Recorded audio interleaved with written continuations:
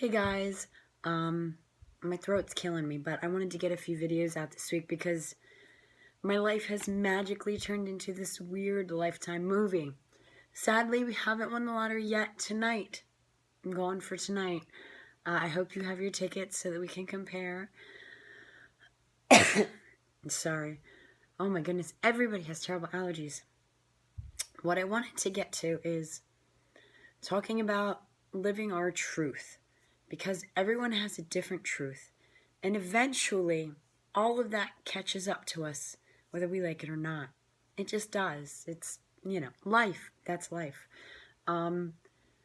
If you've been following along, I have been accused of some really weird random stuff, which I didn't do.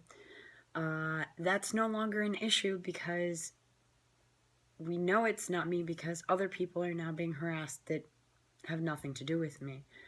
It's fascinating because I have always loved mysteries. I remember in middle school finding Agatha Christie, the first run of the 10 Little Indians novel, before the name changed because of political correctness. It is still, in my mind, one of the greatest mystery novels of our time, period. People are like, oh, the Orient Express. I'm like, no, you're missing the simplicity, the idea of misdirections.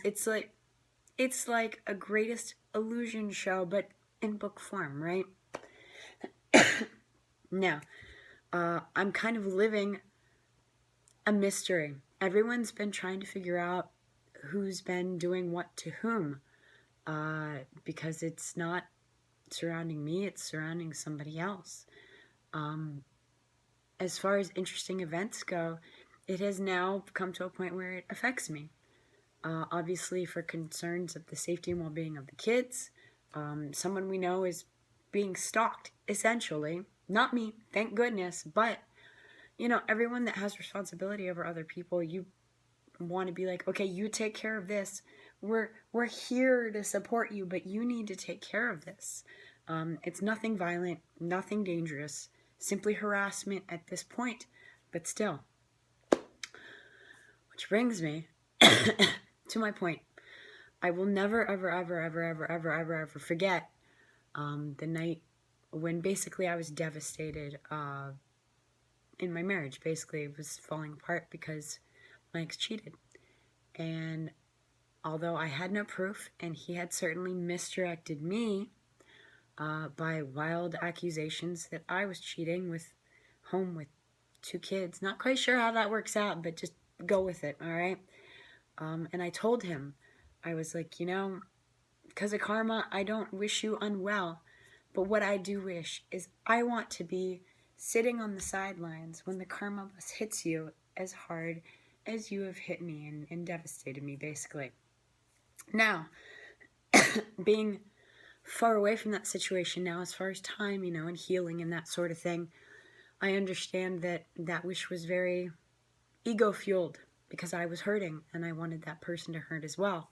I think everyone can resound with that on some level. I pray that none of you have been cheated on, but unfortunately it happens. I pray that none of you have cheated, but unfortunately that happens. In this situation, rather, he is the one that's being harassed.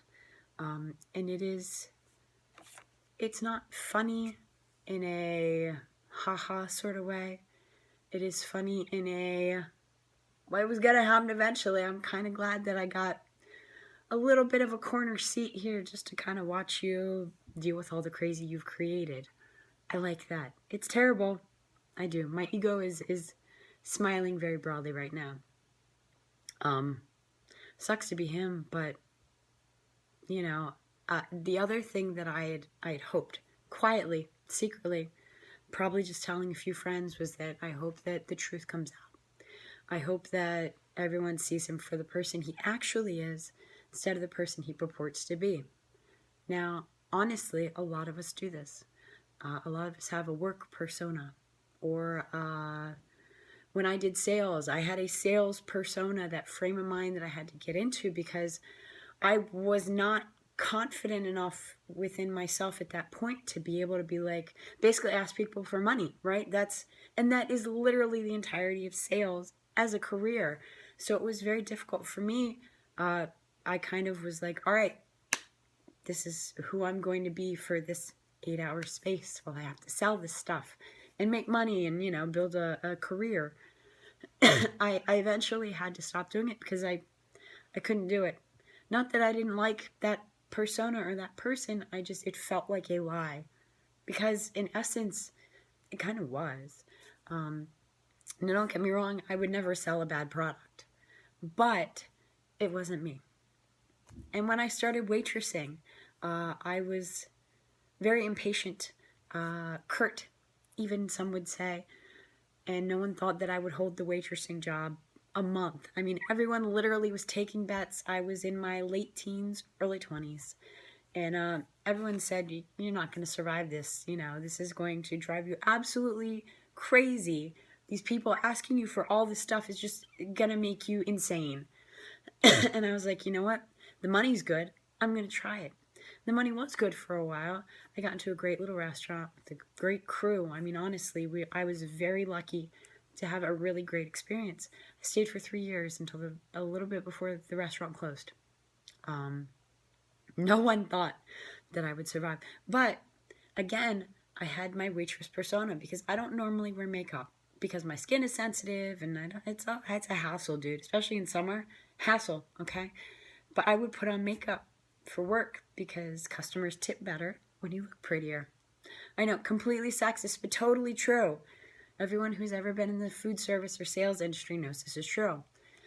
That's how it goes. I liked that persona.